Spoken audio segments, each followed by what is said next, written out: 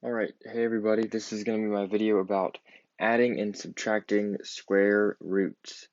So the deal is, it's actually not that complicated. You're just going to need to think about it as if the square roots are like variables, like a or b or x or y. So I just wrote these out right here just to give a starter on how you need to think about it. Let's look at these first two up here. We've got square root of 2 and 2 square root 3. So I just put this all together. This is one problem, and I just want to see if you guys know how to combine these. So I'll show you how to combine them just in case you don't. But the deal is you can't add a square root of 2 and a square root of 3. That wouldn't be like something square root 6 or like that. No. Or square root 5, I mean. It wouldn't be. So you can only add it if it's the same thing in the square root. So what things are the same? Well, we've got square root 2 here, we've got a square root 2 here, and then we've got a square root 3 here, square root 3 here, and we have a square root of 5 there. So what you actually add when you're doing the addition is the thing on the outside, and what's on the inside stays the same. So this is going to be, well, obviously this is the same as 1 square root 2, and 1 plus 4 is going to be 5. So we have 5 times the square root of 2 plus this in the red, we've got 2 square root 3 and 7 square root 3, and that's going to get us 9 square root 3.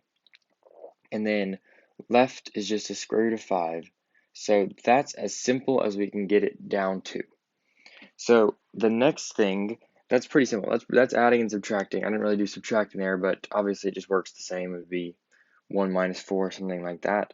But the next thing, the only way it can get more complicated than this is if you have an example problem like the square root of 45 plus 4 square root 5.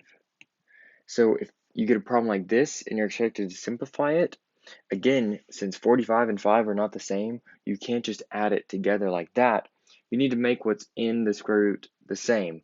And this goes back to my video on simplest radical form. If you haven't watched that, I recommend you go ahead and do that, because that'll show how you simplify the square root of 45 into what I'm about to show you. So the square root of 45 is the same as the square root of 9 times 5. And if you remember in that video, you can, since 9 is a perfect square, you can move 3 to the outside because 3 squared is 9. So 3 square root 5 is the same thing as the square root of 45. And if you don't know how exactly I did that, I would recommend you go back and watch the simplest radical form video. But now all we got is 3 square root 5 plus 4 square root 5. And we know that that is the same thing as 7 square root 5 because we just add what's on the outside. That's all you got to do. For adding and subtracting square roots, that's all. I guess I didn't really do subtracting, but it's the same deal. You guys know how to add and subtract. If this was 3 square root 5 minus 4 square root 5, it would just be 3 minus 4, which would be negative square root 5. So I just threw that in as an extra thing, but yeah, so that's pretty much all. It shouldn't be too complicated, but I'm glad you tuned in.